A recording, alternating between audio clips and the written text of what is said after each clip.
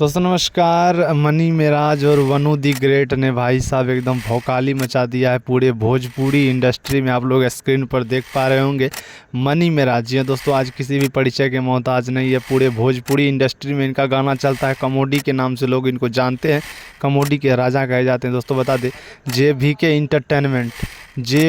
Entertainment के YouTube channel पर इनका एक गाना आया है गुलाब हो जी हैं दोस्तों, समझ सकते हैं मात्र 5 घंटा में 15 लाख से ज़्यादा व्यू चला गया है। आप लोगों का प्यार ही है पूरे यूट्यूब के चक्का को जाम कर दिया है।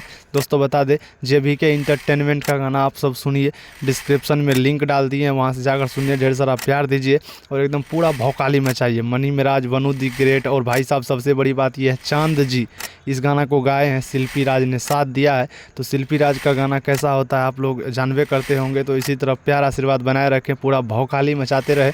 और अगर आप लोग हमारे चैनल पर नए हैं तो इस चैनल को सब्सक्राइब करें। और दोस्तों नीचे डिस्क्रिप्शन में जो है गाने का लिंक है, वहाँ से क्लिक करके आप लोग डायरेक्ट गाने का आनंद ले सकते हैं।